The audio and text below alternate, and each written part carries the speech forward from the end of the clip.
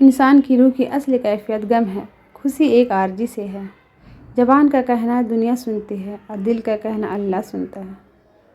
لوگ حسد آپ سے نہیں بلکہ آپ کی زندگی میں موجود سکون، خوشیوں اور بے شمار نعمتوں سے کرتے ہیں۔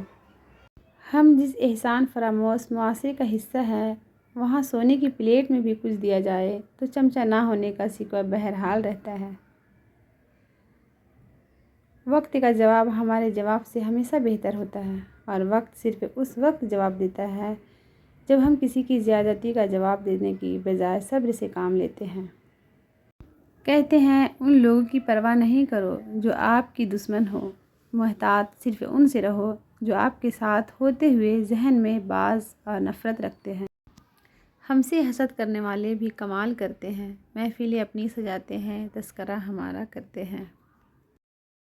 دشمن بنانے کے لیے ضروری نہیں کہ آپ کسی سے لڑائی کریں، بس حق اور سچ بولے۔ بے شمار دشمن آپ کو اپنے خاندان میں ہی مل جائیں گے۔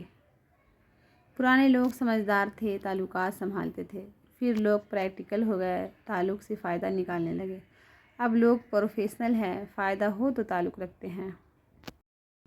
کون کیا کر رہا ہے، کیسے کر رہا ہے، کیوں کر رہا ہے، ان سب سے آپ جتنا دور رہو گے اتنا ہی خوش رہو گے۔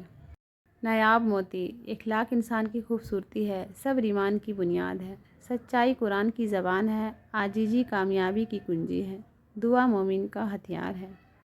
جب تمہاری اولاد بولنا شروع کرے تو سب سے پہلے لا الہ الا اللہ سکھاؤ۔ اگر تم گناہ کرو یہاں تک کہ تمہارے گناہ آسمان تک پہنچ جائے، پھر تم توبہ کرو تو اللہ تمہیں ضرور معاف کرے گا۔ جو آدمی غصے کو پی جاتا ہے اور غصہ کرنے پر قادر بھی ہوتا ہے، اللہ اس کے دل کو ایمان سے بھر دیتا ہے۔ لوگوں میں بدترین شخص وہ ہے جو اپنے گھر والوں کے حق میں تنگی کرنے والا ہو۔ رسول اللہ صلی اللہ علیہ وسلم نے فرمایا، تم کسی کی کمزوریوں کی تلاش میں نہ رہا کرو اور جاسوسوں کی طرح کسی کی عیب معلوم کرنے کی کوشش بھی نہ کرو۔ منزلیں انہی کو ملتی ہے جن کی سینے میں جان ہوتی ہے۔ پروں سے کچھ نہیں ہوتا، حوصلوں سے اڑان ہوتی ہے۔